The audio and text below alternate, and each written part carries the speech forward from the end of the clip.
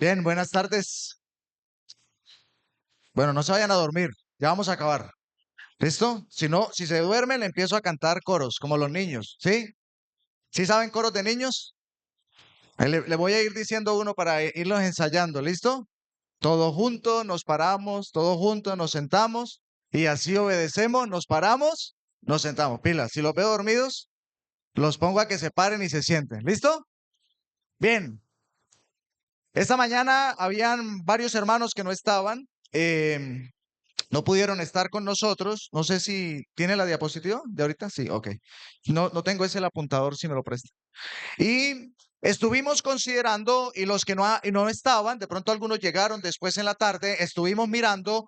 El tema que estamos viendo es amados para amar, amados para amar. Como Dios nos ha amado, debemos amarnos los unos a los otros. Y lo estamos considerando en tres aspectos. Primero, mandato, es un mandato. Debemos amarnos como un mandamiento ¿de quién? De Dios. Él nos ama, pero no nos obliga a amarnos. Nos manda a amarnos, pero ese mandato tiene un efecto poderoso y es que implica nuestra voluntad, voluntariamente. Y ahí incluye la segunda cosa que es un reto, es un reto, es un desafío. Y esta mañana consideramos ese segundo aspecto del amor de Dios, que Él se retó a sí mismo a amarnos a nosotros. Nadie reta a Dios, pero Él a sí mismo se retó. Y el reto fue tan grande que consideramos esta mañana que Él se hizo como uno de nosotros, estuvo en medio de nosotros y nos amó. Y estuvimos considerando también, si esta es, sí, un momentico acá. No, esta no es, la 3. Listo. Y estuvimos considerando esta mañana también acerca de los ejemplos del amor. Cuando hablábamos del reto, decíamos que hay cosas en este mundo que la gente usa para sacar adelante. Por ejemplo, yo les mencionaba retos económicos, retos financieros, retos de salud, de alimentos, pero el reto más grande que tenemos, ¿cuál es? Amarnos los unos a los otros con un valor agregado. ¿Cuál? Como Él nos amó a nosotros. Entonces, como yo les decía que era como Él nos amó a nosotros, había una necesidad de conocer el amor de Dios y estuvimos considerando algunos aspectos de conocer el amor de Dios. Miramos en primer lugar el amor del Padre, ¿a quién? Al Hijo. Y miramos el Hijo amado que le complace. Este es mi Hijo amado en quien tengo complacencia. También estuvimos mirando acerca no solamente que es el Hijo que le complace, sino que además es el Hijo que está dispuesto para hacer todas las cosas del Padre. Y entonces el Padre le entregó todas las cosas en su mano. Eso es algo que no lo hace cualquiera. No solamente le entregó, sino que le dio a conocer todas las cosas, la provisión, la revelación. Pero otra cosa que vimos, hablando de que el Hijo tiene poder sobre su vida para ponerla y tiene poder para volverla a tomar, Él le ama porque el Hijo rinde su voluntad a la voluntad del Padre. Consideramos el amor del Padre para el Hijo, pero también estuvimos considerando el amor del Hijo para con el Padre. ¿Cuánto le amó al Padre? Listo, vamos a ver si llegamos. Entonces vamos a mirar en esta tarde el amor de Cristo para nosotros. Vamos a la escritura un momento. Juan 13:1. Juan 13:1. Y ya les sigo explicando a los que no estaban esta mañana, pero quiero que vayan meditando en este versículo porque nos va a ocupar en esta tarde el amor de Cristo para nosotros. Los que están escuchando el Evangelio, siga prestando atención, porque lo que el hermano Fernando estaba diciendo acerca de nuestra condición perdida, va usted a reforzar en este momento la necesidad de creer a la luz del amor de Cristo por nosotros. La forma como Él le amó y nos amó a todos por igual. Pero noten este versículo, 13:1. Antes de la fiesta de la Pascua, sabiendo Jesús que su hora había llegado para que pasase de este mundo al Padre, como había amado a los suyos que estaban en el mundo, los amó hasta el fin. Entonces, esto era lo que les decía. Primero, conocer el reto, ¿cuál es? Conocer y entender el deseo de Dios. ¿Cuál es el deseo, el reto? conocer que Dios quiere que nos amemos los unos a los otros. En segundo lugar, miramos que tenemos el ejemplo y las herramientas. También estábamos mirando que es natural, debe ser algo que fluye, no tiene por qué ser una carga. Que el reto es porque demuestra la fe y la obediencia. Muestre con su fe, su obediencia que ama. Y la otra característica es que no, a través del amar nos mostramos a Dios y a través del amar nos perfeccionamos el amor de Dios. Y les decía, no es que el amor de Dios no sea perfecto, el amor de Dios es perfecto. Pero lo que recalcábamos es que el toque final del amor de Dios que se va a ver aquí en la tierra es cuando nosotros nos amamos. En otras palabras les decía, si no nos amamos, estamos dejando en ridículo el amor de Dios. ¿Porque el amor de Dios es ridículo? No, porque nosotros nos empeñamos ¿en qué? En hacer que el amor de Dios sea ridículo. Pero nunca el amor de Dios va a ser ridículo por más que nosotros lo hagamos. Pero qué tristeza, hermanos, que a través de nosotros, por no perfeccionar el amor, amándonos los unos a los otros, entonces no se logre la perfección del amor de Dios. Y lo último que miramos es que trae unos excelentes resultados para nuestra vida. Excelentes resultados. Cuando nosotros nos amamos, comenzamos a ver cómo las cosas cambian, cómo las cosas son diferentes. Y era un tema que había tocado ayer. Algunos hermanos me preguntaron y yo hablaba con relación a la disciplina. ¿Recuerdan que les decía el pasaje de Pedro cuando dice que el amor cubrirá multitud de pecados?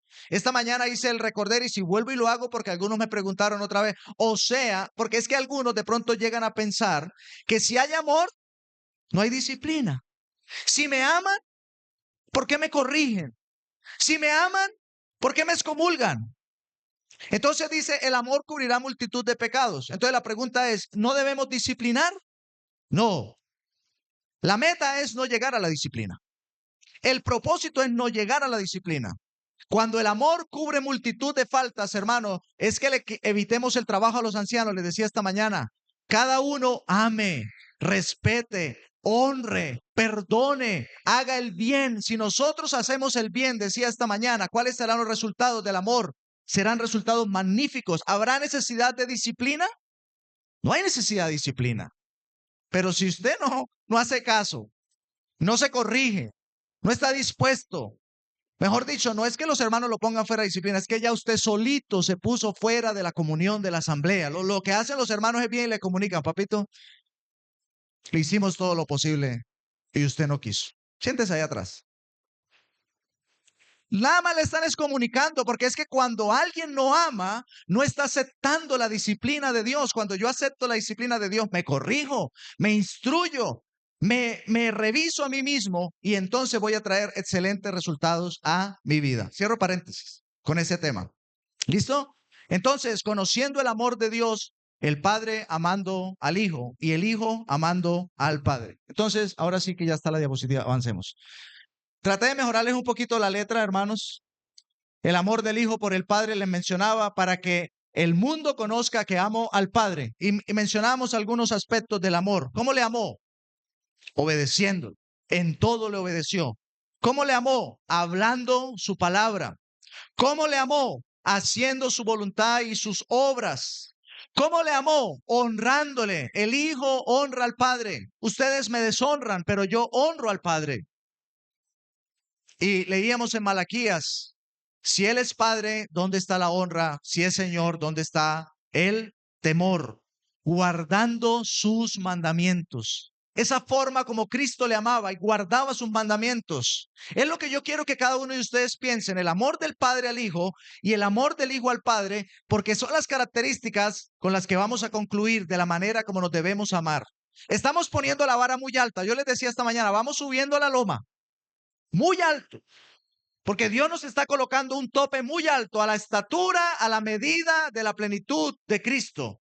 Y miramos esta mañana en Efesios, conociendo el amor, que el amor de Cristo excede a todo conocimiento. Sobre todo conocimiento está el amor de ¿quién? De Cristo.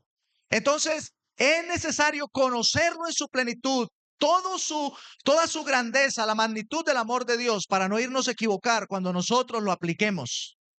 Porque si no, vamos a ser creyentes que amamos a medias, o sea, mediocres. Dios no quiere creyentes que amen a medias o mediocres o que no amen, porque amar a medias es no amar. Ser mediocres en el amor es una falsedad, es aparentar piedad, pero negar la eficacia de ella. Uy, eso es como fuerte, porque eso allá habla de apóstata. Bueno, algo así, algo así. ¿Por qué? Porque el amar nos muestra que hemos conocido a Dios. Por ende, si no nos amamos, es porque no le hemos conocido a Él. Y entonces cada uno tiene que comenzar a revisar lo que nos está estorbando. ¿Qué nos estorba? ¿Orgullo? ¿Hay orgullo en nosotros? ¿Nos sentimos más que los demás? ¿Avaricia? ¿No queremos soltar de lo nuestro? ¿No queremos dar de lo que el Señor nos ha dado? ¿Estamos pegados a nuestros bienes, a nuestras cosas y no somos capaces de ayudar? ¿Qué hizo el Señor? Le honró en todo, guardó sus mandamientos, hizo una cosa, le agradó en todo. Yo hago siempre lo que le agrada.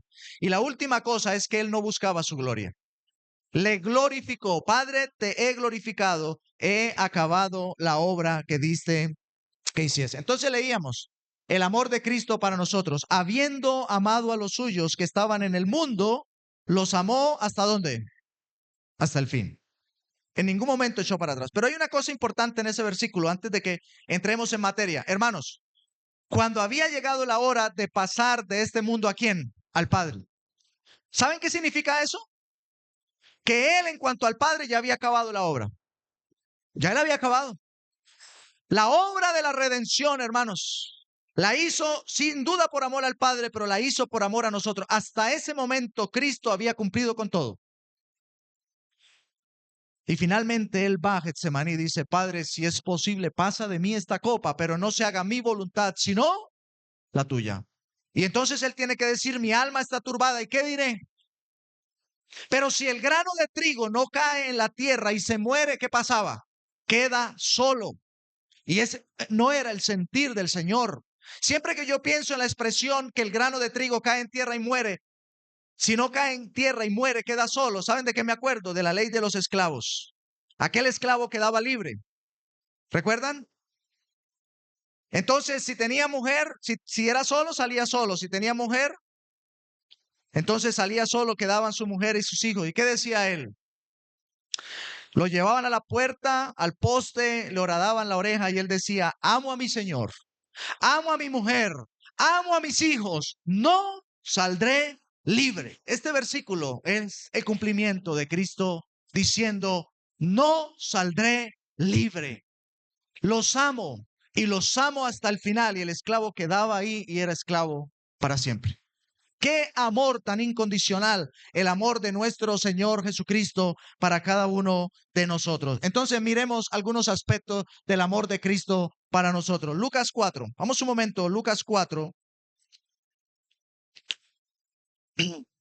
Él, estando en Nazaret, su casa, donde se suponía que lo tenían que querer, él leyó la escritura este día y dice que halló el lugar donde estaba escrito en Isaías, versículo 18, el Espíritu del Señor está sobre mí, por cuanto me ha ungido. ¿Para qué? Para dar buenas nuevas. ¿A quiénes? A los pobres. Él vino, cuando Juan mandó a preguntar, ¿eres tú? ¿Qué dijo? Dígale a Juan que a los pobres es predicado el evangelio. Y él alzó la voz al cielo y dijo, Padre, te alabo, porque escondiste estas cosas de los sabios y las has entendido y las revelaste a los niños. Sí, Padre, porque así te agradó. A nosotros, pobres, miserables, que no teníamos opción alguna, nos amó dándonos la buena nueva. ¿Qué más hizo? Sanar a los quebrantados. Él vino para sanar a los quebrantados de corazón. Él está con los quebrantados de corazón. Él no es ajeno al dolor de la situación de cada ser humano y nos amó cuando nuestro corazón estaba roto, dañado a causa del pecado, muertos espiritualmente, como nos decía el hermano, y Él vino para sanar a los quebrantados. ¿Qué más? Pregonar libertad a los cautivos. ¿Y cuán esclavos estábamos? Todo aquel que hace pecado, esclavo es del pecado. Eso éramos. Y para los amigos que no se han ido, si usted no ha recibido a Cristo como Salvador, usted es esclavo del pecado, como lo éramos nosotros. No porque seamos mejores que usted, pero el Señor Jesucristo dice, conoceréis la verdad y la verdad os hará libres. El amor de Él es tan grande que lo puede rescatar de las cadenas del pecado, lo puede libertar para que usted no siga más en esclavitud, sino que pueda ahora servirle a Él como una nueva criatura. ¿No le parece magnífico? Él vino para libertar ¿a quiénes? A los cautivos, a los cautivos. Eso es lo que el mundo hace, eso es lo que Satanás hace, eso es lo que el pecado hace. Él dijo, el ladrón no viene sino para hurtar, matar, destruir. Yo he venido para que tengan vida, para dar libertad a todos los que están cautivos. ¿Qué más dice el versículo? Vista a los ciegos. Y eso es tremendo. Cuando nosotros no tenemos a Dios, no estamos en luz. Dios es luz. Y el que no está en luz como Dios está en tinieblas. Pero sabe, la luz vino al mundo y los hombres amaron más las tinieblas que la luz. Y por eso siguen en su ceguera espiritual. Pero él, como aquel hombre ciego en Juan 9 que dijo, ve y lávate. Y fue y se lavó. ¿Y qué dice? Y volvió como viendo. Y decían, se parece. Este como que es. ¿No era el que mendigaba? ¿Qué dijo él? Yo soy. Para nosotros que hemos creído, podemos decir ahora, ahora mis ojos te ven. Ahora mis ojos te ven. Antes no lo veíamos, antes no comprendíamos y ahora nosotros hemos sido amados por Él y Él nos ha quitado esa ceguera espiritual. El que no ha creído en Cristo es ciego. Nosotros ahora hemos recibido a Cristo y tenemos la luz del Evangelio que resplandece en nuestros corazones. Y finalmente dice el versículo, para poner en libertad a los oprimidos, libertar a los cautivos y libertar a quienes, a los oprimidos. No solamente por el pecado, sino como les decía, también por el maligno que tiene oprimidos. Las cosas de este mundo, las cosas que no le dejan avanzar a usted, le oprimen, le tienen aquí. Eso es lo que el Señor muestra en amarnos. Vino a buscar y a salvar. Lucas 19. Es un versículo muy conocido, versículo 10. Él no solamente vino para todo lo que leíamos, vino a buscar. Dice, porque el Hijo del Hombre vino a buscar y a salvar lo que se había perdido. Estábamos perdidos y Él nos halló. Perdidos y Él nos halló. Dice el autor del himno. Sublime gracia del Señor. Estábamos totalmente perdidos y Él nos halló a nosotros. No que nosotros hayamos encontrado a Dios, amigo, no es que usted haya encontrado a Dios, es que Dios lo ha encontrado hoy y le quiere salvar como nos salvó a nosotros. Él viene ¿para qué? Buscar y salvar. Pero para buscarnos, ¿qué hizo? Y eso es lo maravilloso, hermanos. Habitó entre nosotros. Esa porción en Juan 1 tiene varias cosas, pues, que no las vamos a leer, pero solamente el 14, Juan 1:14 dice, y aquel verbo, y había dicho que ese verbo era Dios, estaba con Dios y era Dios, habitó entre nosotros. No envió una comitiva. ¿Recuerdan a Mefiboset? David supo de Mefiboset. Mefiboset era el nieto de Saúl, para los que no están conectados con la historia. Era el heredero del trono. Porque murió Saúl, murió Jonatán, pero también era enemigo de David, porque si se levantaba a Mefiboset, podía llegar al trono, humanamente hablando, aunque ya Dios le había dado el trono ¿a quién? A David. Pero lo que quiero enfatizar ahí es que David lo mandó a buscar. El rey lo mandó a llamar, pero sabe aquí, el rey no nos mandó a llamar. Él vino a buscar y a salvar, y él mismo, ¿qué dice? Habitó entre nosotros. Y eso es maravilloso. El hermano Byron nos hacía énfasis en eso anoche. De el estrato cielo al estrato tierra, habitó entre nosotros. Puso su morada entre nosotros. ¡Qué grande amor! Y el hermano decía anoche, uno de estrato 6 yéndose a vivir a un puente. ¿Quién lo haría? Pero fue tanto el amor que él se acercó a nosotros. ¿Y sabe qué me llama la atención? Que no nos despreció. Porque él pudo haber nacido como un rey. Pudo haber nacido como un príncipe. Y cuando los reyes llegaron del oriente, los magos, ¿dónde buscaron? En el palacio del rey. ¿Dónde está el rey que ha nacido hoy? Pero ¿qué dice el Señor? Que él no tenía ni siquiera dónde recostar su cabeza.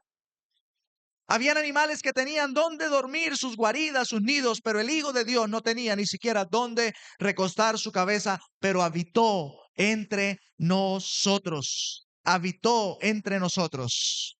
Y eso nos lleva al otro punto, y es que vino para servir y para dar su vida. No vino como el rey imponente. Y muchos judíos esperaban que así fuera, que se levantara, que derrotara a los romanos, que saliera en un caballo. Pero no entró en un caballo. Cuando entró a Jerusalén, ¿cómo entró? En un pollino. Humilde, humilde. ¿Y qué dice el pasaje? Estamos en Marcos 10:45. Marcos 10:45. Porque el Hijo del Hombre no vino para ser servido, sino para servir. ¿Y para qué? Y para dar su vida en rescate por muchos. Y uno puede considerar el amor de Cristo en el servicio. Todas estas cosas que miramos, sanando, ayudando a todas las personas, era su servicio para nosotros. Pero quiero resaltar algo de su servicio, como dice Pablo, que se despojó de todo, se hizo hombre, habitó entre nosotros, pero se hizo como un siervo, que obediente hasta la muerte, y muerte de cruz. Uniéndolo a esto, no lo puse, pero me acabo de acordar que lo tenía que poner. Dice: ya conocéis la gracia de nuestro Señor Jesucristo, que por amor a nosotros, siendo rico, se hizo pobre. Qué maravilla, hermanos. Siendo rico, se hizo pobre. ¿Y para qué? Para que nosotros en su pobreza, en su humillación, en su servicio para nosotros, fuésemos ¿qué? Enriquecidos. Así nos amó el Señor, sirviéndonos, sirviéndonos. Él estuvo cerca de las personas, ayudando a cada uno en sus necesidades, y lo sigue haciendo hasta el día de hoy. Él vino, no vino, no vino, y me llama la atención que no lo pone negativo, no vino para ser servido. Su propósito no es que Cristo era así porque nació en un hogar pobre, entonces le tocó. No, es que le tocó, no. Él vino dispuesto, ¿para qué? Para nacer en un pesebre, para ser pobre, para ser humilde. O sea, Dios quiere que seamos pobres, que seamos humildes, que no tengamos nada. No, hermano, usted puede ser el más rico aquí. Y ojalá todos fueran ricos. Les deseo que todos sean ricos. Económicamente hablando, se los digo. Pero que seamos humildes. Que haya una disposición de amor, de servicio como Cristo. Él es rico, pero siendo rico, se hizo pobre. Y no es que haya dejado su riqueza, no, Él entregó todo por nosotros. Por eso cuando aquel joven rico no quiso ir a vender las cosas y dar a los pobres, ¿qué dice Jesús de él? En un evangelio, ¿qué dice? Le amó, le amó. Y me llama la atención esa expresión, le amó, porque aquel joven no comprendió que esa era la grandeza del mandamiento. Él se lo sabía a todos, pero le faltaba uno.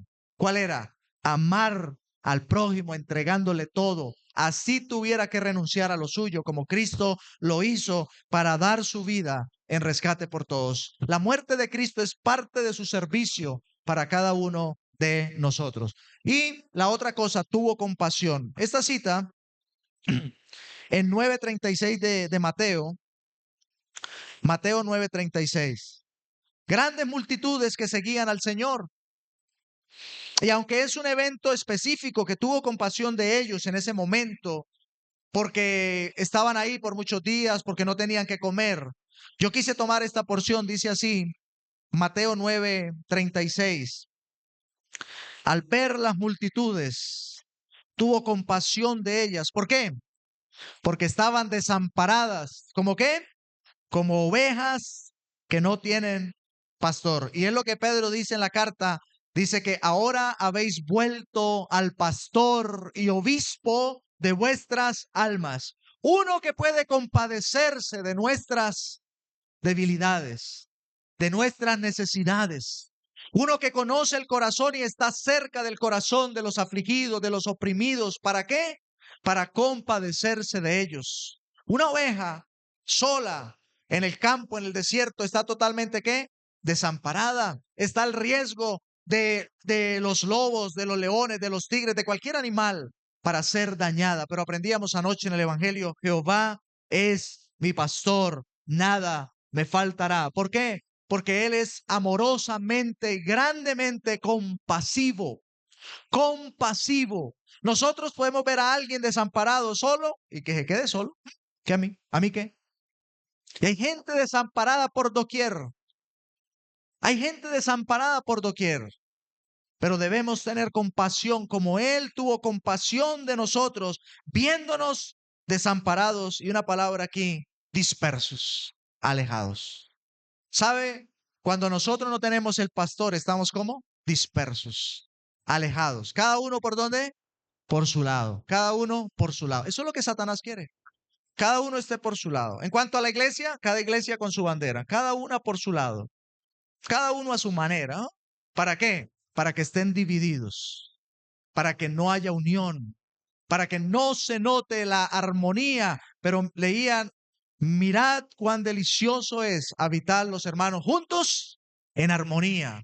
Cuando hay que compasión, comprensión los unos por los otros, entonces dejamos de estar desamparados y dispersos con uno que nos ama. Y él dice, yo el buen pastor, que dice, mi vida pongo por mis ovejas. Él tenía compasión y la compasión no es como uno muchas veces ve a alguien afuera y dice, ay, pobrecito, ay, se está muriendo de hambre, ay, no tiene dónde dormir. ¿Eso es compasión? No, compasión es ir y compadecerse de él.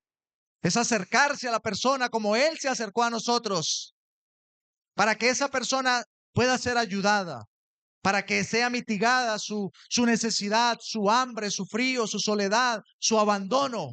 El Señor se acercó a ellos y a las grandes multitudes no solamente les dio la palabra, les alimentó, les sanó a todos. Dice que todos los que venían a él, ¿qué hizo? Los sanó. ¿Y toda la multitud le siguió?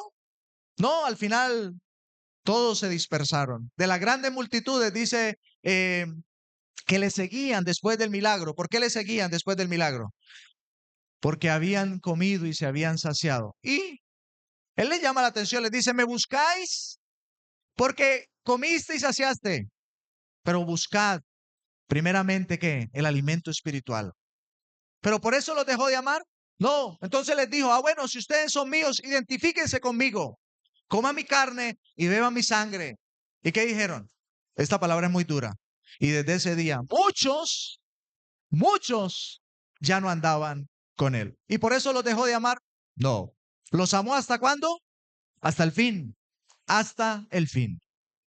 Es muy importante que nosotros veamos eso. El hermano Byron ya leyó la cita hace un rato, pero dice así en cuanto a Pedro, porque el Señor nos ama restaurando a los caídos, a los caídos. Dijo Lucas 22:31. Lucas 22:31.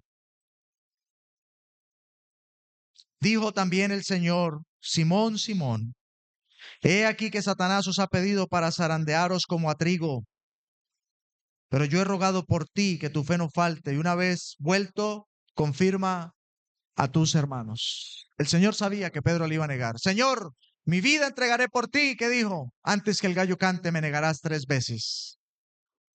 Pero hay una expresión cuando el Señor está siendo llevado al juicio. Pedro se fue acercando y acercándose y negándole, el gallo cantó las veces que el Señor dijo. ¿Y qué hizo el Señor? Le miró y le condenó, ¿verdad? ¿Por qué Pedro lloró? Porque el Señor no le condenó. La mirada del Señor a Pedro no fue una mirada condenatoria, te lo dije. Sabía. No, eso no fue lo que hizo el Señor. Él le miró con amor. Yo he rogado por ti. ¿Por qué lo digo? Porque en consecuencia de esa oración, el Señor le miró. Ya él le había visto antes. Por eso había rogado al Padre por él. Y ahora le estaba mirando en el presente y le amó. Pero le miraba en el futuro. Y una vez vuelto, ¿qué? Restaura a tus hermanos. No fue una mirada condenatoria, sino una mirada, ¿qué? De restauración. ¡Qué amor tan grande! ¿Por qué lo digo? Capítulo 21 de Juan. Simón Pedro, hijo de Jonás, ¿me amas? 3 veces, sí, Señor, tú sabes que te amo. y le encomienda la labor de pastorear sus ovejas, de seguir adelante con su grey. Y esto partía el corazón. Por eso el amor cubre multitud de pecados. Por eso el amor pone ascuas de fuego sobre la cabeza de aquellos que no lo hacen bien. Porque finalmente, como Pedro, reconocen que lo hizo ¿qué? Mal. Por eso Pedro que dice, no os canséis de hacer ¿qué? El bien. Porque a su tiempo segaremos si no desmayamos. Sobre todas las cosas, ¿qué dice? Vestíos de amor, porque el amor cubrirá multitud de pecados. ¿Quién lo dice? Uno a quien el Señor le amó, restaurándole, poniéndole otra vez. Hermanos, el amor de Cristo no solamente sana a los quebrantados, no solamente pregona libertad, da vista a los ciegos, no solamente ayuda a liberar a los oprimidos, no solamente viene para buscar y salvar, no solamente viviendo entre nosotros, sino que tiene compasión de nosotros y nos restaura. El amor del Señor es un amor restaurador, no es un amor condenatorio, porque Él dice, de tal manera amó Dios al mundo, y luego dice, no envió Dios a su Hijo al mundo para condenar al mundo. Y no es que no haya condenación, hay condenación, pero el propósito de Él es salvar o condenar. Salvar. Ese es el propósito de Dios, salvar. Y cuando pensemos en amar a los demás, tenemos que pensar en positivo. Él nos ha mandado a amarnos y el amor, ¿qué implica? El amor nos edifica, el amor salva, el amor restaura, el amor consuela. Todas estas características del amor de Cristo es la que Él espera que se vean reflejadas en nuestras vidas. Hermanos, estamos siendo retados a amarnos, pero tenemos que quitar hoy de nosotros todas esas ideas preconcebidas de amor, de cómo nos venimos amando, de cómo ama el mundo. No amemos como ama el mundo. Vamos a llegar, si el Señor lo permite, mañana vamos a mirar esas características del verdadero amor y le vamos a hacer una prueba de calidad. ¿Hay alguno aquí que sea profesional en calidad que nos ayude? Le vamos a hacer una prueba de calidad al amor. Y vamos a mirar si realmente el amor que nosotros supera los estándares de calidad. Y ya los estamos mirando. Esta es la norma que supera la ISO, no sé cuál es la 9000, la 14000, no sé. O alguna norma de Incoterm. El amor de Cristo no tiene la norma perfecta que le da la certificación y lo acredita como el amor perfecto. Y esta es la norma, hermanos. Esta es la norma, para que nosotros le hagamos la prueba de calidad y podamos considerar cómo el Padre amó al Hijo, cómo el Hijo amó al Padre y cómo cómo el Hijo nos amó a quienes, a nosotros. Y de qué manera, hermanos, teniendo tanta compasión y restaurándonos de esta manera que nosotros jamás hubiéramos podido obtenerlo por nuestros propios medios. Pero hay una cosa importante, hermanos, que yo quisiera considerar de este amor. El amor de Cristo por nosotros se mostró en varios aspectos. Solamente lo voy a mencionar, no voy a buscar citas para no cansarlo más. Pero hermanos, pensemos en el amor a los religiosos. Claro, Cristo les habló duro a los religiosos. Fuerte. ¿Por qué les habló duro? Porque mayor era el privilegio, mayor era la responsabilidad. Eres tu maestro de Israel y no sabes estas cosas. Él les habló así fuertemente. Pero el Señor Jesucristo, pensando en Nicodemo y en todos, pero pienso en el que tuvo valor de acercarse a Él como Nicodemo. ¿Qué hizo el Señor? Aceptó a los rechazados. Y este grupo de los religiosos es un grupo rechazado, hermanos. Vivimos en una sociedad religiosa, hermanos. De hecho, entre nosotros podemos ser la mayoría religiosos. Con respeto le digo, pero la mayoría aquí podemos ser religiosos. Hablábamos acerca del amor de Dios que es natural en Él, es innato en Él. Y hablamos de los atributos de Dios, ¿recuerdan? Y hablamos del amor y la santidad. Y pensábamos, y ahorita charlamos con un hermano, ¿qué es más grande, la santidad o el amor? O el amor o la santidad, van de la mano, van de la mano. No hay santidad si no hay amor. Y no hay amor si no hay santidad. Hay santidad y no hay amor, eres religioso. Hay amor y no hay santidad, en tu vida, puedes ser legalista.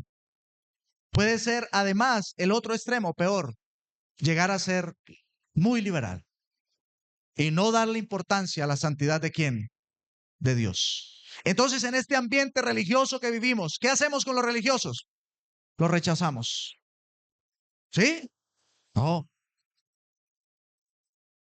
Lógicamente, la primera pregunta para ellos, ¿cuál es? ¿Eres salvo? ¿Sí o no? Porque nosotros empezamos a contender con testigos de Jehová, con mormones, con católicos, aún con otros creyentes que no tienen seguridad de la salvación. Empezamos a contender ¿por qué? Por doctrina. Pero recuerda el principio que hemos aprendido. Con un inconverso no se discute doctrina. ¿Qué se hace? Se predica la salvación. ¿Qué dijo Nicodemo? Señor, sabemos que has venido de Dios como maestro porque nadie puede hacer las señales que tú haces si no está Dios con él. Entonces Nicodemo esperaba que le dijera, sí, Nicodemo, mira, Dios, los milagros son así, el poder de Dios. ¿Quieres ver el reino de Dios? ¿Quieres entrar en el reino de Dios? Tienes que nacer de nuevo. Pero no debe haber un rechazo, hermanos. Lógicamente, hablando en temas doctrinales, en temas de iglesia, pues no hay comunión expresa con alguien que primero no sabemos si es salvo y segundo, pues que no está de acuerdo con la doctrina, pero le vamos a rechazar porque no estamos de acuerdo con la doctrina. Busquemos ayudarle. Si no se puede, bueno, no hay nada que hacer, pero que de parte nuestra haya el amor. Tenemos un vecino que es X religión, ya no voy a mencionar ninguno más. Entonces, no, yo con ese vecino no trato porque ese es de esas que usted sabe. No, hermanos, hay que tratarle igual, hay que amarle igual. Uy, no, pero es que la doctrina de él es perverso. Si yo me le acerco a la puerta de la casa de él, o por lo menos saco la basura cerca de la casa de él, no, yo me voy a contaminar. Mejor la pongo el del otro, que es un pervertido inmoral. No, hermanos, igual. El amor tiene que ser igual para todos. ¿Qué otro grupo había? Los leprosos, ¿cómo eran? Excluidos. ¿Quién se acercaba a un leproso? Nadie. Pero Cristo se acercó. Hay personas que tal vez hoy no hay lepra o no hablemos de enfermedades, pero hay personas que no nos queremos acercar por su condición, por su forma física, por cualquier aspecto que tenga. ¿Y cómo están en la sociedad? Excluidos. De hecho, hay personas que han caído en vicios. Están en la calle. ¿Cómo les decimos? Desechables. No deberíamos nosotros los creyentes usar esos términos despectivos hacia personas que están excluidas de la sociedad a causa de su desgracia, hermanos. Eso es un desechable, eso es un gamín. No, hermanos.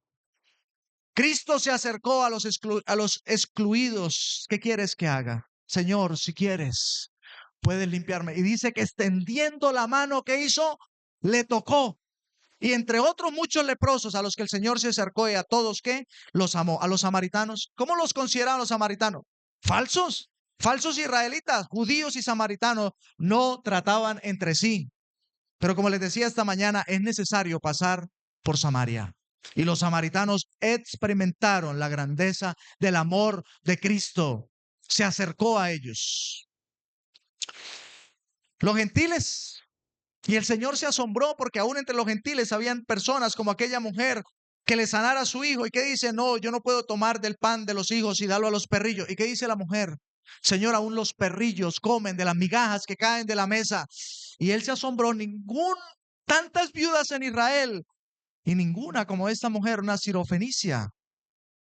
O el oficial romano que tenía a su siervo enfermo. Señor, di la palabra y se sanará.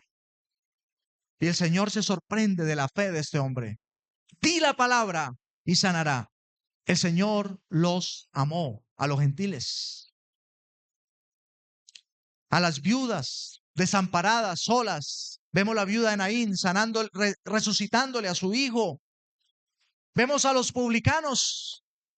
Los publicanos eran despreciables. Si usted odia a la DIAN, los publicanos de esa época los odiaban más. Nadie quiere trabajar en la DIAN, para que no lo vayan a tildar a uno. Bueno, si hay algún hermano que trabaja aquí en la DIAN, lo amamos, tranquilo, nosotros lo amamos.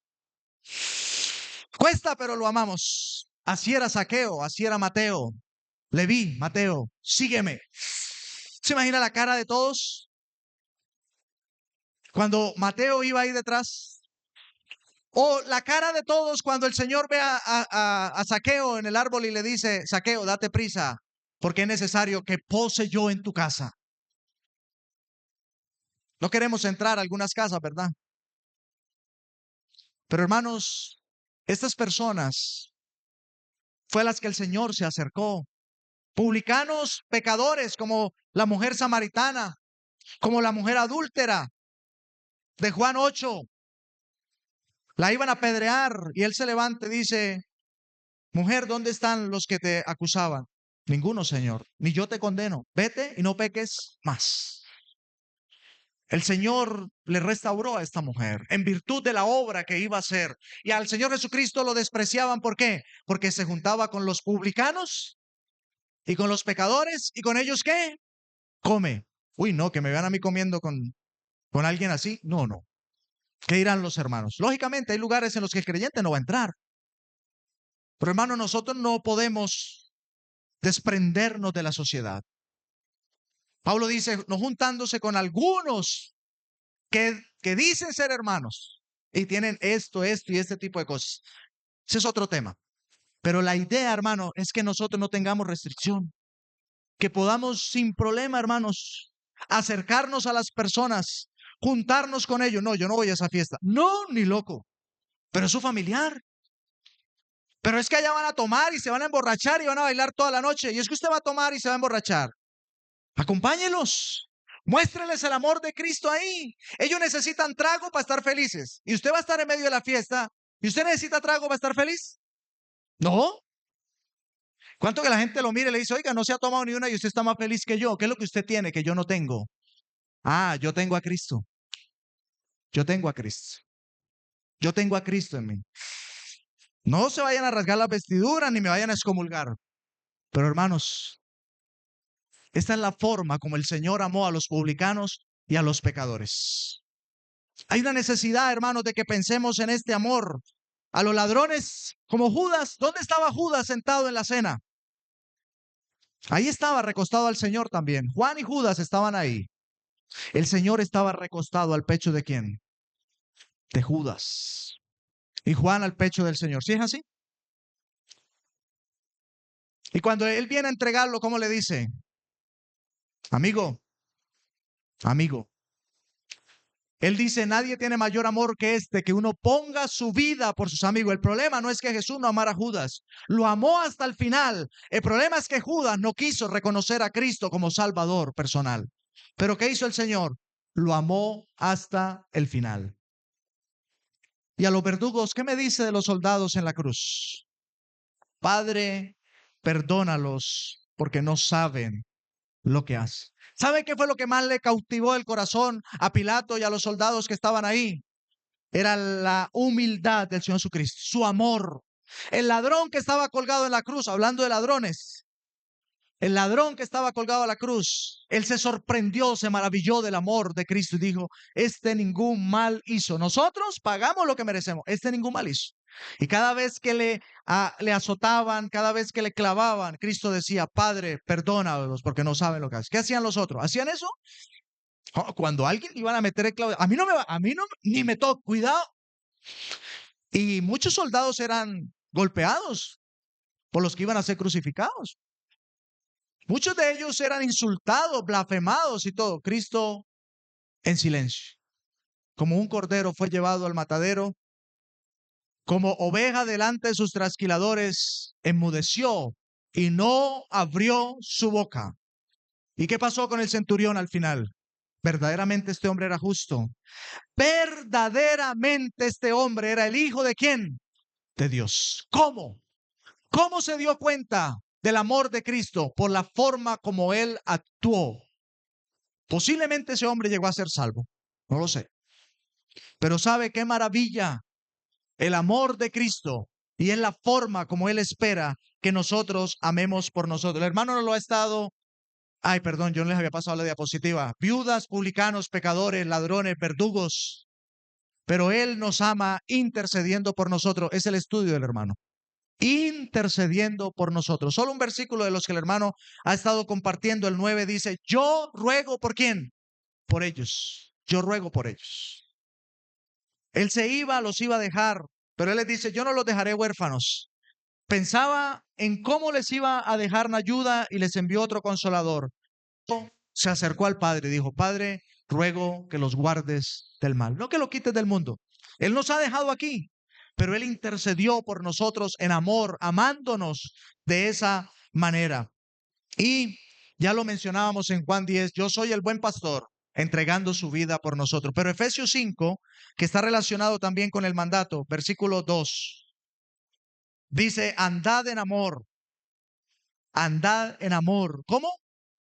Como Cristo nos amó y se entregó a sí mismo por nosotros, ofrenda y sacrificio a Dios en olor fragante. Y es lo que Pablo también había dicho, quien me amó y se entregó a sí mismo por mí. Hermanos, qué muestra tan magnífica, tan grande del amor de Cristo para nosotros. Y podríamos decir, bueno, eso fue en pasado. Cristo hizo todo eso por nosotros. Pero Cristo nos ama actualmente, nos ama y nos sigue amando y nos amará porque su amor es inmutable, porque su amor es ¿qué? Eterno. Y vamos solamente a mencionarlos. ¿Qué hace hoy por nosotros el Señor? ¿Cómo nos ama hoy? ¿Cómo nos ama? Sigue amándonos. Y digo que sigue amándonos porque Él nos amó aunque ninguno fuera a creer. Él nos amó aunque ninguno quisiera salvarse. Aunque solo fuera uno, igual iba a morir. Él nos iba a amar. Y hoy en día le seguimos despreciando, desechando, desobedeciendo, infringiendo su ley, no guardando su mandato. Y aún así que nos sigue amando. ¿Cómo lo sabemos? Ya lo decíamos. Intercede por nosotros. Pero dice Hebreos, intercede por nosotros ahora. Ahora. ¿Ante quién? Ante Dios. Y es la necesidad de buscarle en este momento, porque ante Dios hay uno que puede compadecerse de nuestras debilidades, que fue tentado en todo, que sabe cuáles son tus angustias, hermano. Él sabe qué problema estás pasando. Él sabe tu situación. No es que los hermanos ni me visitan para enterarse de qué es lo que yo sufro. Él sabe. Él conoce cuál es tu problema. Él sabe qué estás pasando. Él sabe por aquella situación, por aquella enfermedad, por ese problema que estás viviendo en silencio. Él lo sabe. Y Él intercede por ti ante el Padre. Acude ante Él con libertad. Teniendo libertad para entrar al lugar santísimo, acerquémonos, dice Hebreos. Pero dice Juan, si alguno hubiere pecado, abogado tenemos para con el Padre. No solamente se compadece de nuestras debilidades y nuestras necesidades, sino que si confesamos nuestros pecados, Él es fiel y justo para perdonar nuestros pecados y limpiarnos ¿de qué? De toda maldad. Porque abogado tenemos para con el Padre, Jesucristo, el justo. Él es propicio, hermanos, a nuestro pecado. Debemos acudir, ya hemos sido perdonados. ¿Cuáles pecados nos ha perdonado? Para los que no han creído. ¿Sabe cuáles pecados le perdona a Dios? Todos, pasados, presentes y futuros.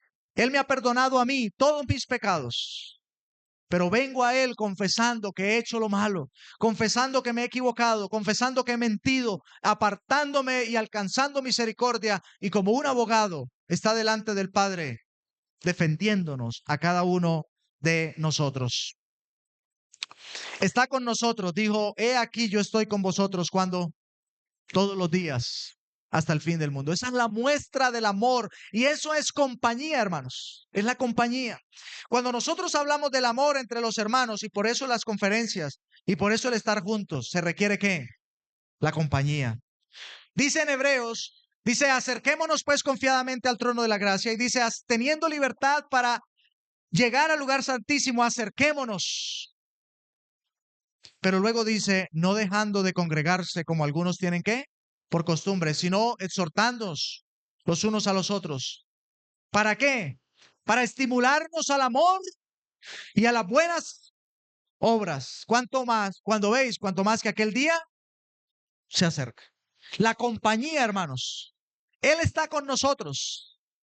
Él está con nosotros, pero yo no quiero estar con los hermanos.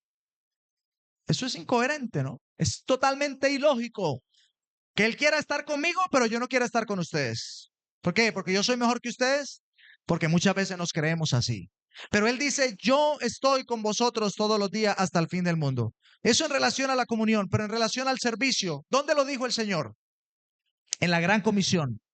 ¿Cuál es el temor de predicar? ¿Cuál es el temor de salir, de hablarle a las personas? ¿Cuál es el temor?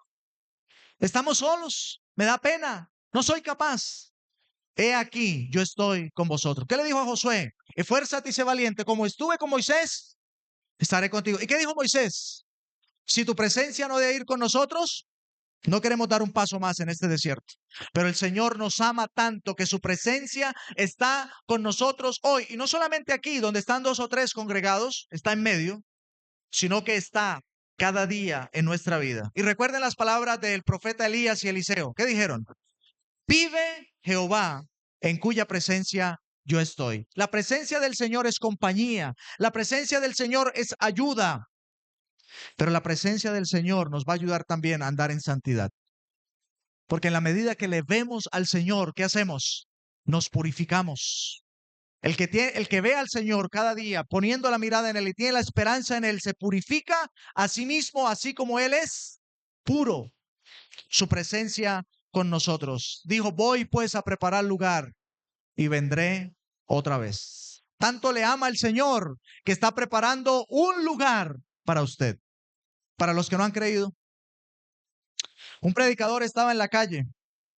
Entonces un borracho se le acercó y le dice, ¿y dónde está el carpintero hoy? En burla, ¿no? En desprecio. Dice, está preparando una casa para mí y un cajón para ti. Por eso la necesidad de creer. Porque Él no quiere la condenación para ti. Voy a preparar lugar para vosotros y si me fuere y os prepararé el lugar, ¿qué dice? Viene otra vez. Vendré otra vez. Y hermano, la esperanza de la venida de Cristo es lo que nos llena a nosotros de gozo. Por eso Pablo dice, alentados los unos a los otros con estas palabras. ¡Qué amor! No nos dejó solos, nos envió en su espíritu, intercedió por nosotros, nos ha dejado su palabra, está con nosotros todos los días, está preparando lugar y viene otra vez. ¿Cuándo? Tal vez sea hoy. Viene otra vez. Nos santifica, mientras tanto, para presentarnos como una iglesia ¿qué? Pura, gloriosa, que no tiene mancha, ni arruga, ni cosa semejante. Es lo que Él hace. Nos santifica cada día, nos limpia, porque somos la novia del Cordero y en cualquier momento, en su amor, seremos recreados, hermanos, y entonces seremos levantados como iglesia y seremos presentados ante Él como una iglesia, su novia gloriosa. ¿Quién es esta? Dice el Cantar de los Cantares. ¿Quién es esta que sube? Somos nosotros. Subimos, hermanos, limpiados, preparados para Él, dispuestos para Él. No sienta una carga todo lo que Dios pide. Él demanda de nosotros santidad, pureza. Él demanda de nosotros tantas cosas. ¿Por qué? Los que se casaron o quieren casarse, ¿qué esperaban de su esposo o de su esposa? ¿De quién se enamoró usted? ¿Del que le gustaba, del que la atraía, del que tenía esto hasta que se lo presentó o se la presentó como su esposa amada? Él demanda eso de nosotros porque espera en cualquier momento, entonces habrá fiesta en el cielo cuando se celebren las bodas del Cordero y a la iglesia se le ha concedido que se vista de lino fino, blanco y resplandeciente. ¿Para qué? Para recibir al Rey. Seremos presentados. Pero hay una cosa, hermanos, y con eso termino. El momento de la iglesia es un momento terrible, hermanos. La Odisea, digamos, Apocalipsis 3. Yo me creo rico, yo tengo de todo, no necesito nada. ¿Qué le dice el Señor? Eres un pobre, ciego, desnudo, desventurado. Él pide que tengamos buenas obras, oro refinado, que podamos vestirnos bien delante de Él. Pero dice que tengamos colirio en nuestros ojos para ver. Y he aquí yo estoy a la puerta y llamo.